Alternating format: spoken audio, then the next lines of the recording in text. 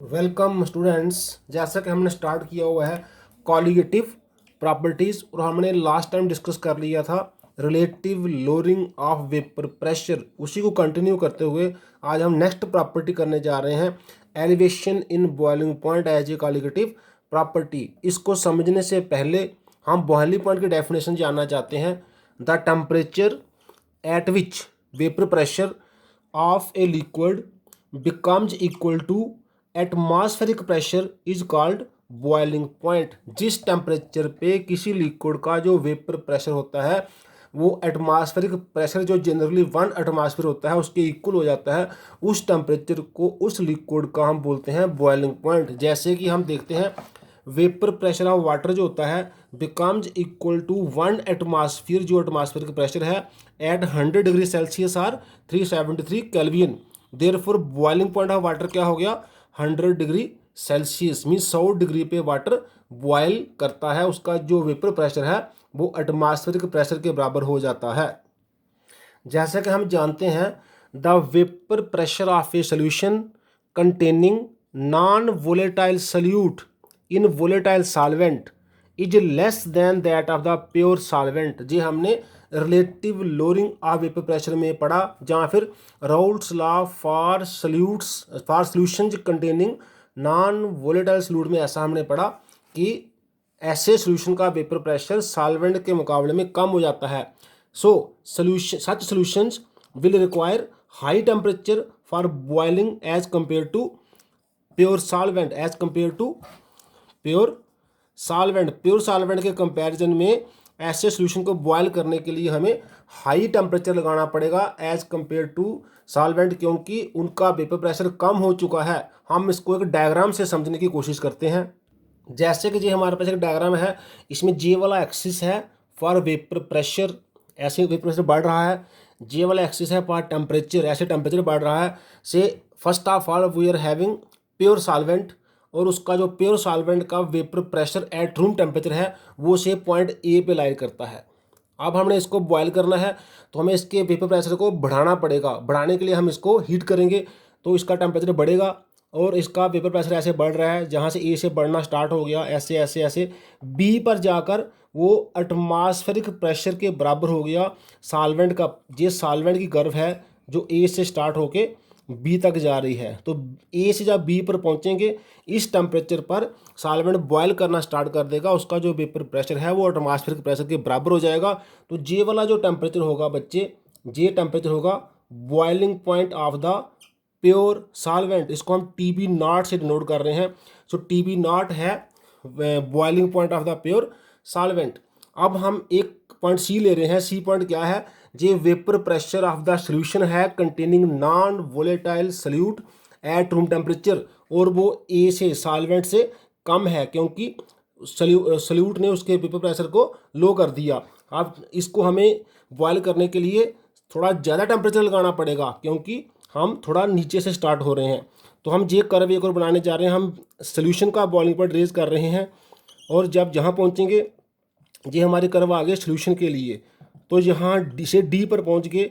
D पर क्या हुआ, सोल्यूशन का जो वेपर प्रेशर है वो एटमॉस्फेरिक प्रेशर के बराबर हो गया।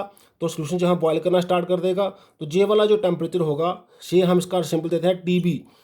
टी बी क्या है, boiling point of the solution containing non volatile solute. तो टी बी जो है वो हायर हो गया as compare to T B not. T B not pure solvent का, टी बी सोल्यूशन का बॉइलिंग पॉइंट। तो हम देखते हैं बॉइलिंग पॉइंट एलिवेट कर गया, इसी को बोलते हैं एलिवेशन इन बॉइलिंग पॉइंट। तो एलिवेशन इन बॉइलिंग पॉइंट को हम सिंपल दे रहे हैं delta T B equal to T B minus T B naught. इनका जो डिफरेंस है boiling point of the solution का difference with boiling point of the solvent, वही डेल्टा टी बी है, वही है राइज इन बॉइलिंग पॉइंट, जहाँ उसको हम बोलते हैं elevation in boiling point. So elevation in boiling point delta T B के लिए रिस्पॉन्सिबल है concentration of the solute. More is the concentration of the solute, more will be the value of elevation in boiling point. So elevation in boiling point being a colligative property, it is directly proportional to mole fraction, chi B mole fraction of the solute. तो हम इसको आगे simplify करते हैं algebraically. Delta T B equal to K constant of proportionality into mole fraction of solute. अब delta T B equal to K chi B का value क्या होता है, N B upon N A plus N B, number of moles of the B upon total number of moles of the solvent and solute. हमने बाइनरी सॉल्यूशन लिया है इसलिए हमारे पास टोटल नंबर ऑफ मोल्स में दो ही कंपोनेंट आएंगे, A for solvent B for solute. So chi B क्या है, N B upon N A plus N B. अब हम जानते हैं for very dilute solution N A जो होगा वो very very greater than N B होगा, इसलिए डिनोमिनेटर में एन बी को हम एन ए के कंपैरिजन में इग्नोर कर सकते हैं, क्योंकि एन ए बहुत ही लार्ज है, एन बी बहुत ही स्मॉल है। तो जब प्लस करेंगे एन बी को हम इग्नोर कर सकते हैं। जब एन बी को इग्नोर कर देंगे तो we are left with delta T B equal to K N B upon N A. अब हम जानते हैं किसी के भी नंबर ऑफ मोल्स निकालने हो तो उसका फार्मूला होता है weight in grams and molecular mass से उसको डिवाइड करते हैं। तो एन ए का फार्मूला क्या है, W A upon M A. ऐसा हम कई बार इस चैप्टर में डिस्कस कर चुके हैं। सो डेल्टा टी बी क्या हो गया, के एन बी का एन बी, एन ए की हम वैल्यू पुट कर रहे हैं, W A upon M A वो ऊपर चला जाएगा।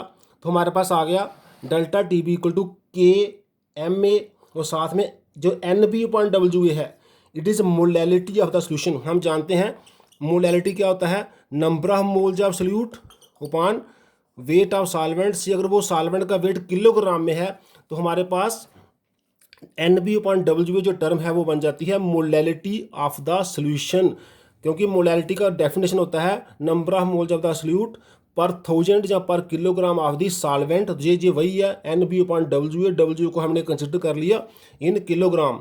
आगे delta T B equal to हम के कांस्टेंट है, एम ए किसी का मॉलिक्यूलर मास, जैसे सॉल्वेंट का मॉलिक्यूलर मास वो भी कांस्टेंट ही माना जाता है क्योंकि वो कांस्टेंट होता है। जैसे वाटर का अगर मास 18 है तो वो 18 ही रहेगा, तो M A is also constant. तो K into M A it is हम नेम्ड है new constant K B into M. तो हमारे पास आ गया delta T B equal to K B into M. So delta T B हो गया K B into M. K B क्या है, के इंटू एम में new constant, K B is named as molal elevation constant here. अगर हम constant को हटा दें we are left with delta T B is directly proportional to M. इसलिए हम ऐसा भी कह सकते हैं delta T B means elevation in boiling point is directly proportional to molality of the solution. अगर हम से जहाँ से फिर देखें के बी क्या बनेगा, के बी बनेगा delta T B upon M, M जहाँ जाकर डिवाइड हो गया तो यूनिट ऑफ के बी क्या बनेगी, unit of delta T B जो कि टेम्परेचर है केल्विन, एम जो कि मोलैलिटी है उसका यूनिट क्या होता है, उसका यूनिट होता है this kilo moles per kilogram. तो हमारे पास आ जाएगा किलोग्राम्स पर मोल, क्योंकि हमें रिवर्स ऑर्डर में लिखना पड़ेगा, वो डिनोमिनेटर में है। तो मोलैलिटी का यूनिट होता है मोल्स पर केजी, तो हम लिख रहे हैं केजी पर मोल। तो के बी का यूनिट बन गया केल्विन किलोग्राम पर मोल।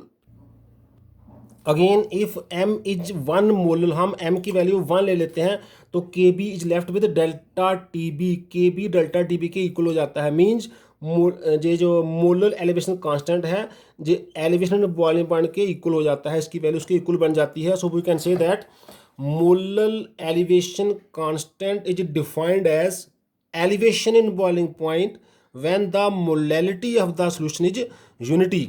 जिस सॉल्यूशन की मोलैलिटी यूनिटी होगी 1 होगी, उस सॉल्यूशन की जो भी डेल्टा टी बी आएगा, जो भी एलिवेशन इन बॉइलिंग पॉइंट आएगा, वही मोलर एलिवेशन कांस्टेंट की वैल्यू होगी।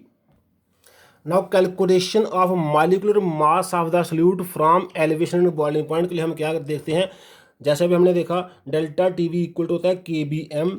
यहाँ से डेल्टा टी बी क्या आ गया, के बी एम, एम का फिर से हमने डेफिनेशन लिखा number of moles of solute और weight of solvent in kilogram. अगर वेट ऑफ सॉल्वेंट ग्राम में है तो हम इसको 1000 से मल्टीप्लाई कर ले, क्योंकि डब्ल्यू ए को 1000 से डिवाइड करना है तो वो हो गया मल्टीप्लाई। तो डेल्टा टी बी क्या आ गया, K B number of moles of solute upon weight of solvent in gram into 1000। जहाँ से डेल्टा टी बी हो गया के बी एन बी, जैसे number of moles of solute फिर से वही formula, weight of solute in gram W B upon molecular mass of solute, बाकी वही 1000 और डब्ल्यू साथ में रहेगा। हम एम बी को इधर से लेफ्ट साइड ले जा रहे हैं और डेल्टा टी बी को राइट साइड ले जा रहे हैं, तो हमारे पास आ जाएगा M B that is molecular mass of solute equal to K B W B 1000 upon delta T B W A. So knowing this weight of solvent in grams और kilogram weight of solute and kb of a solvent, we can find elevation in boiling point delta TB, and then by substituting these values, molecular mass of that solute can be calculated using elevation in boiling point. अब हम इसी से मिलती जुलती दूसरी का एक और कैलकुलेटिव प्रॉपर्टी लेने जा रहे हैं, डिप्रेशन इन फ्रीजिंग पॉइंट। जैसे हमने पहले लिया relative lowering of vapour pressure, फिर एलिवेशन इन बॉइलिंग पॉइंट, अब हम लेने जा रहे हैं डिप्रेशन इन फ्रीजिंग पॉइंट। तो उससे पहले हम डेफिनेशन समझना चाहते हैं फ्रीजिंग पॉइंट होता क्या है। The temperature at which the solid state and the liquid state of a substance are in equilibrium, that is called freezing point for that material. हम ऐसा भी कह सकते हैं जिस टेम्परेचर पे सॉलिड और लिक्विड किसी के भी को एग्जिस्ट कर सकते हैं, एक साथ रह सकते हैं। जैसे वाटर और आइस के लिए 0 डिग्री टेम्परेचर है, या फिर इसको हम 273 केल्विन कहते हैं। इस टेम्परेचर पे आइस और वाटर दोनों को एग्जिस्ट कर सकते हैं, they are in equilibrium at that temperature. इसलिए आइस का मेल्टिंग पॉइंट या वाटर का फ्रीजिंग पॉइंट कितना है, 273 केल्विन। हाँ, फिर से वही बात रिपीट करते हैं। The freezing point is the temperature at which the vapour pressure of the liquid and the solid phase are equal. Therefore for the solutions जिसमें नॉन वोलेटाइल सॉल्यूट होता है उसका वेपर प्रेशर कम हो गया होता है, this will occur at lower temperature because of the lower temperature lower is the vapour pressure. So उससे क्या होगा, जैसे बॉइलिंग पॉइंट राइज कर गया था ऐसे फ्रीजिंग पॉइंट डिप्रेस कर जाएगा, फ्रीजिंग पॉइंट कम हो जाएगा। जैसे नॉन वोलेटाइल सॉल्यूट का सॉल्यूशन बनाने से वेपर प्रेशर कम हो जाता है, उससे बॉइलिंग पॉइंट राइज कर जाता है। जहाँ उसका रिवर्स होगा, उसका जो फ्रीजिंग पॉइंट है वो कम हो जाएगा as compare to pure solvent due to decrease in pressure. इसको हम एक डायग्राम से समझते हैं। से हमारे पास प्योर सॉल्वेंट है, उसका वेपर प्रेशर है A, हम उसको कूल कर रहे हैं सो दैट वो सॉलिडिफाई हो जाए। हम इसको ये कर्व जो है, जो उसकी कूलिंग कर्व शो हो रही है, यहाँ पे आके पॉइंट B पे आके वो लिक्विड स्टेट में और सॉलिड स्टेट में को एग्जिस्ट कर गया। तो ये वाला जो टेम्परेचर होगा, दिस टेम्परेचर से इसका हम नाम देते हैं TF0, ये होगा freezing point of the pure solvent. तो A से B वाली कर्व क्या है, सॉल्वेंट को हम फ्रीज कर रहे हैं, हम इधर उधर वहाँ हम उधर गए थे जहाँ हम रिवर्स आ रहे हैं। C क्या है, ये vapour pressure of the solution है जो कि A से कम हो चुका है क्योंकि उसमें नॉन वोलेटाइल सॉल्यूट है। अब जब इसको भी हम कूल करेंगे, फ्रीज करेंगे, तो ये थोड़ा और आगे जाके फ्रीज होगा। ये जहाँ जाके फ्रीज हो गया, ये इस स्टेज पे जाकर इसका जो दोनों स्टेट है लिक्विड और सॉलिड वो को एग्जिस्ट कर रही हैं फॉर सोल्यूशन। तो ये वाला जो टेम्परेचर हो जाएगा से TF।